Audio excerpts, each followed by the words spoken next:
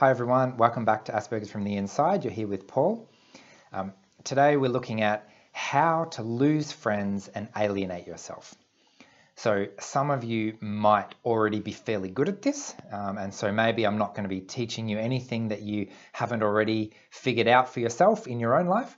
But a lot of what I'll be sharing today is both from my personal experience and my professional experience, for lack of a better word, of a lifetime of learning about emotional intelligence and how it affects other people, to now be teaching emotional intelligence and working as a relationship coach and seeing these patterns play out every day. So if we're thinking about the question of how to lose friends and alienate yourself, there's essentially one key component that is essential. And if you have this one key component, then you are guaranteed to lose friends and alienate yourself.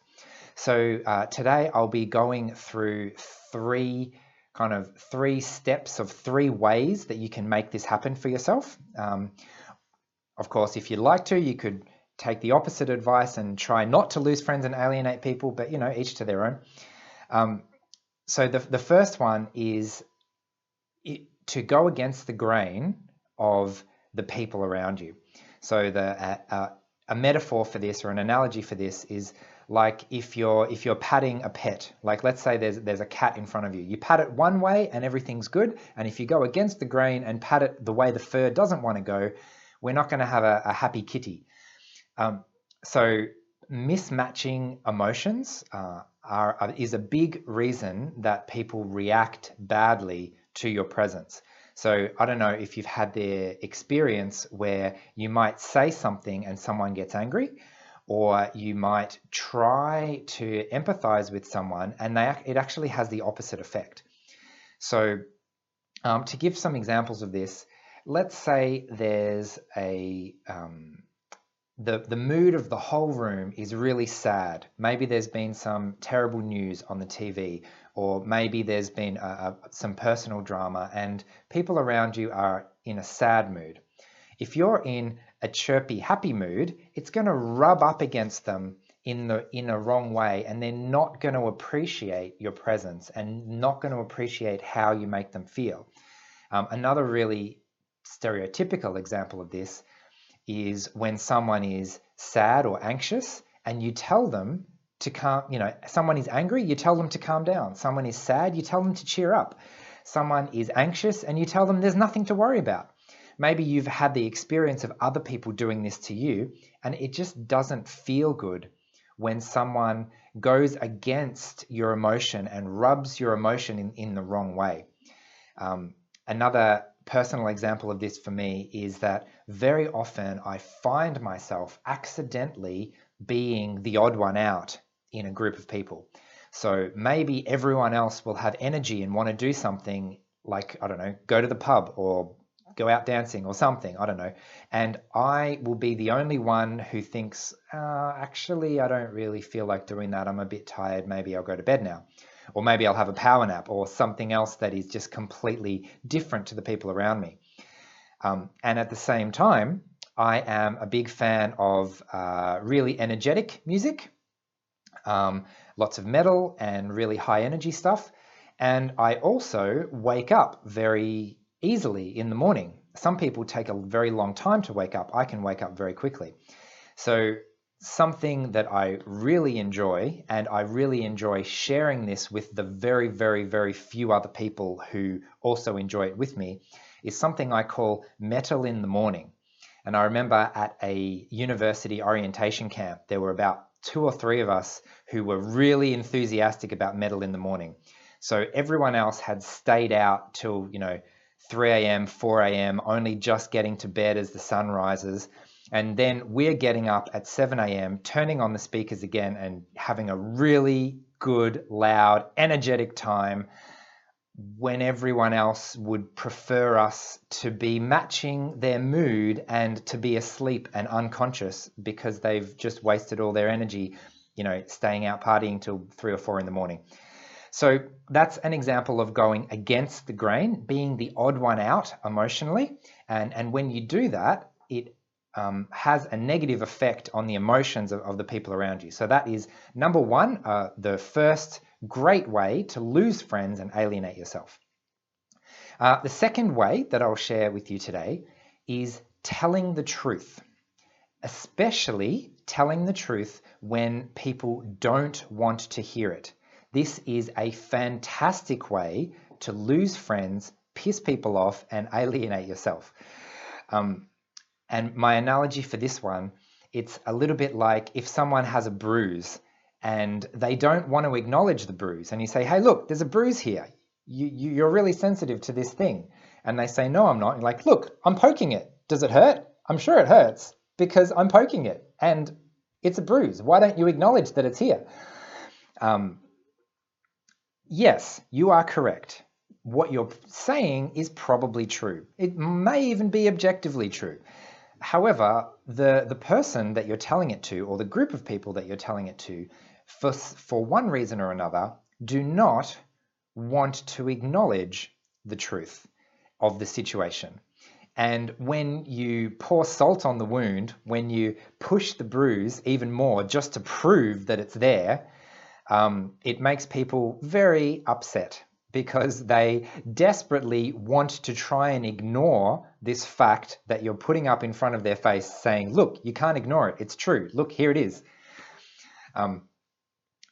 It's worth noting, and this can be really frustrating, and I've been on both ends of this, but when you want to acknowledge something and people around you don't want to acknowledge it, it can be really frustrating, especially because it feels like they are negating reality. And I know from my own personal experience, I just want everyone to agree on the reality of the situation. It makes me feel more secure when everyone can see the same thing and we're not sort of living in some kind of pretend make-believe world.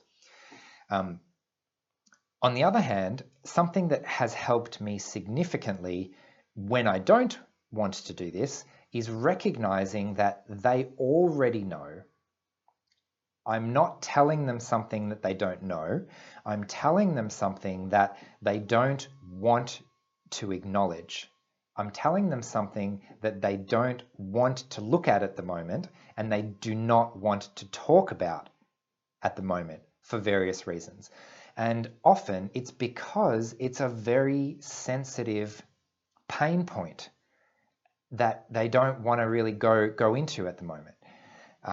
So if someone does not want to hear the truth, telling them the truth, forcing them to see something that they don't want to see, or trying to show it to them, is a brilliant way to lose friends and alienate yourself. Number 3 is doing things that other people want you to do. And what do I mean by that?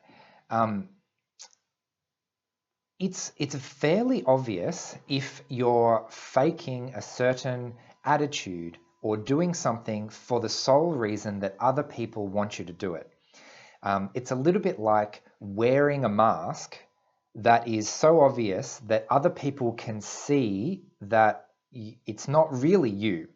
And when you do that, what happens is it makes it difficult / impossible for people to build trust with you. So it's a great way to lose friends and alienate yourself because it destroys the trust that you have in a relationship. Very often what happens when we do try to mask and we try to do the things that other people expect of us is that maybe we can do it 90% of the time, even 95% of the time. But every once in a while, we'll slip up because it's not natural. Maybe I will try to make eye contact, and maybe I'll do a reasonable job most of the time, but sometimes I won't do a good job. So if I try to pretend that that is me, the message that I'm going to give to everyone else is I am pretending and I am not being honest, I'm not being genuine.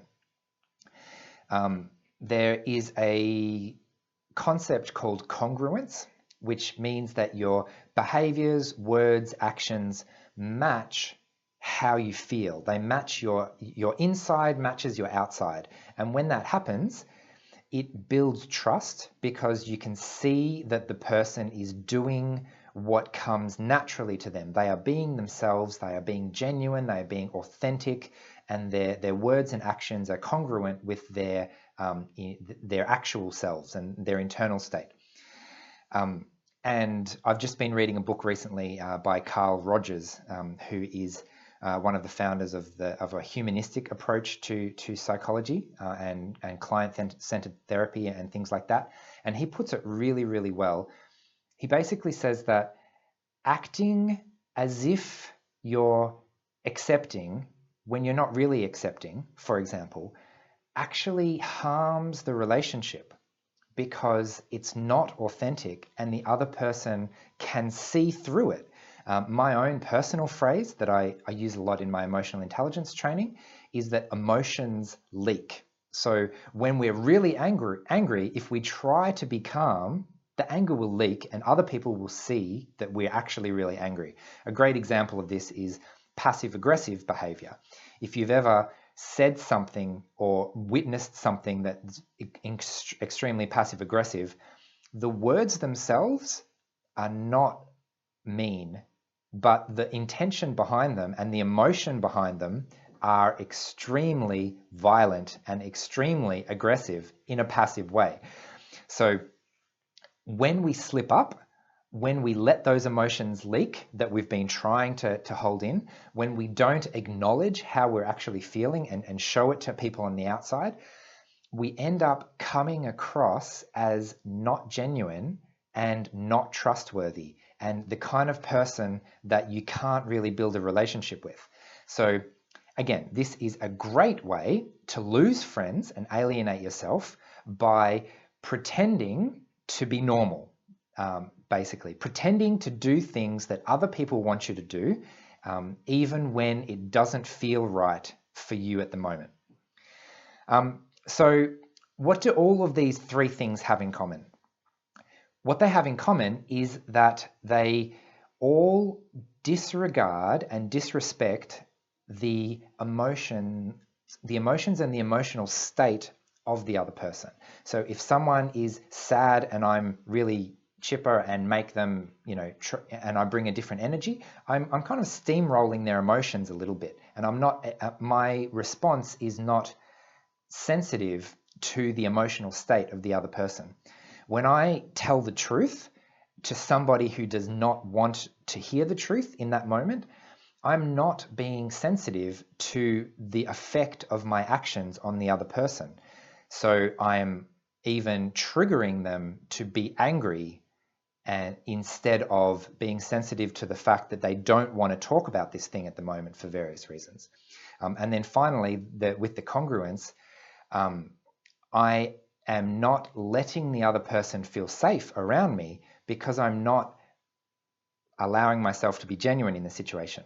So there's a really fundamental lesson in emotional intelligence, especially around relationship building, which basically says that how you make others feel, and you actually have a huge influence on how others feel around you, makes the biggest difference, in my opinion, to the relationship that you're able to form.